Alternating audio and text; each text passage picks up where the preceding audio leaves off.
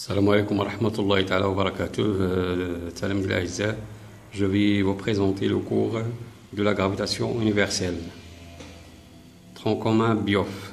Introduction. La gravitation universelle est une des interactions responsables de la cohésion de l'univers.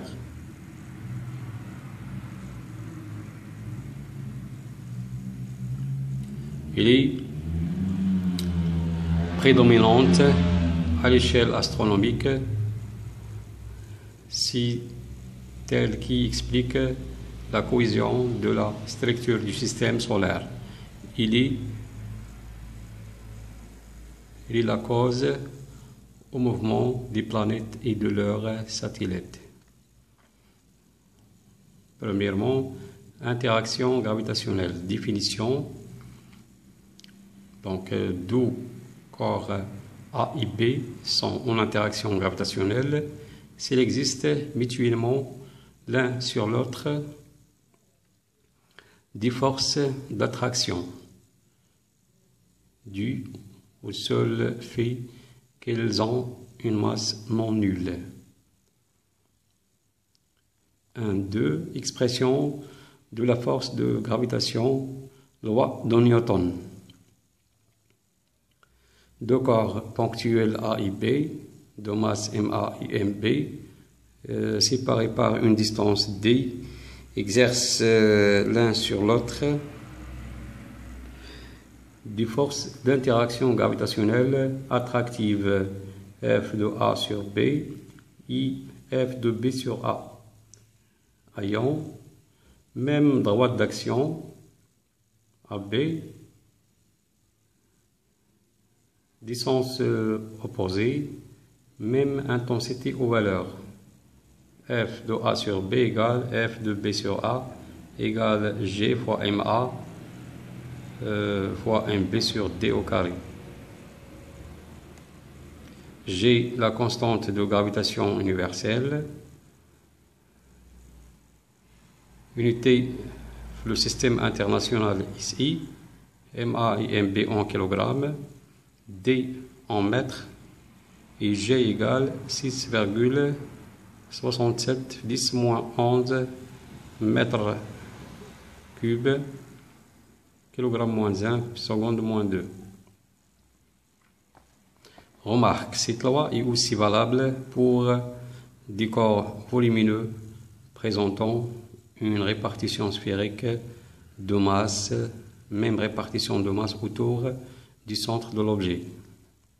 C'est le cas des planètes et des étoiles, la distance D est celle qui sépare leur centre.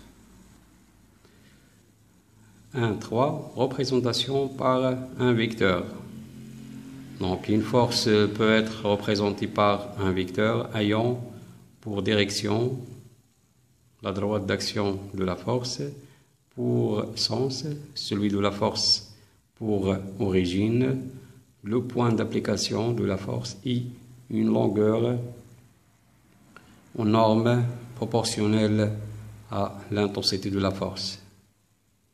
Il faut choisir une échelle de représentation adaptée.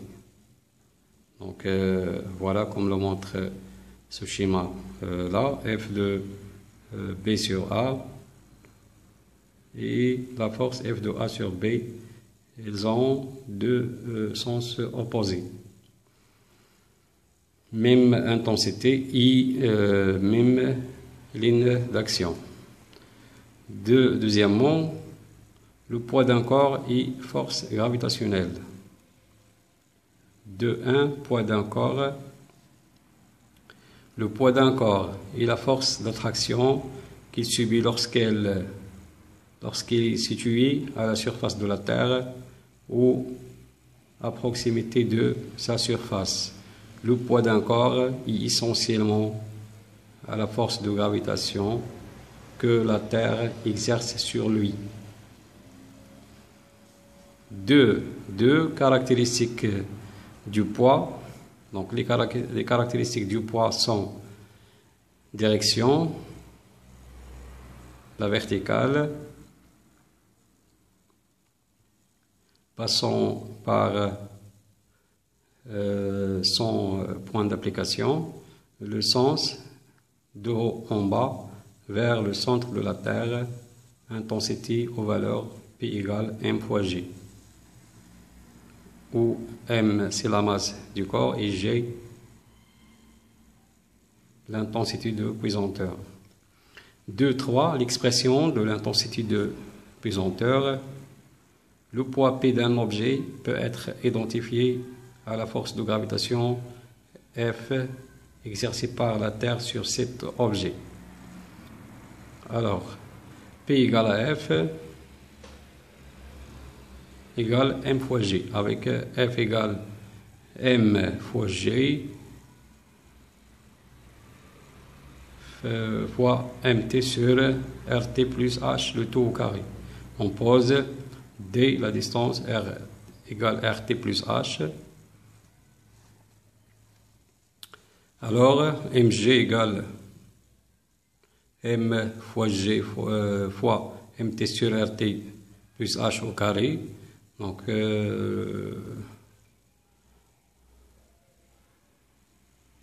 le poids d'un corps égale aussi la force gravitationnelle.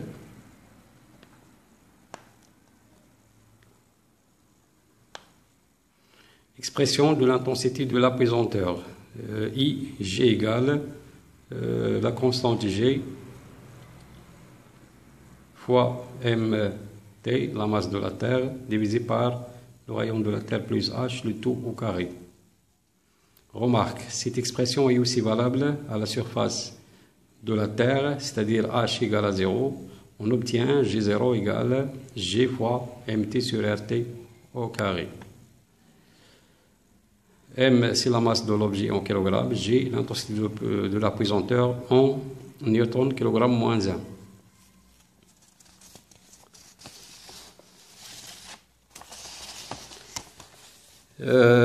L'ordre 3, l'ordre de grandeur. 3.1, définition de l'ordre de grandeur.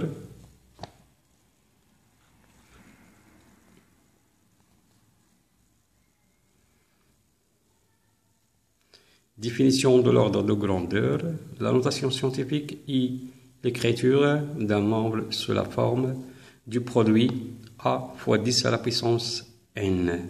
Avec n, c'est un nombre décimal. A compris entre 1 et 10, tel que supérieur ou égal à 1 et strictement inférieur à 10. Et n, c'est un entier positif ou négatif. Donc, si A inférieur à 5, strictement inférieur à 5, alors l'ordre de grandeur du nombre I, 10 à la puissance n. Si A supérieur ou égal à 5, alors l'ordre de grandeur I, 10 à la puissance n plus 1. Exemple.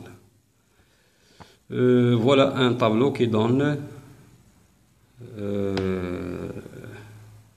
un exemple d'ordre de grandeur. Voilà la distance en mètres, l'ordre de grandeur. La distance Terre-Lune égale 380 000 km, c'est-à-dire en mètres, c'est 3,8 10 à la puissance 8 mètres, c'est-à-dire égal 3,8 inférieur à 5. Alors l'ordre de grandeur, ça sera égal 10 à la puissance 8 mètres. Rayon atome d'hydrogène égale 0,105 nanomètres égale 1,05 10 à la puissance moins 10 mètres, c'est-à-dire 1,05 inférieur à 5, et l'ordre de grandeur, ça sera égal 10 à la puissance moins 10 mètres. Dimension d'une molécule, 2 nanomètres, donc égal 2 10 moins 9 mètres, c'est-à-dire 2 inférieur à 5 aussi.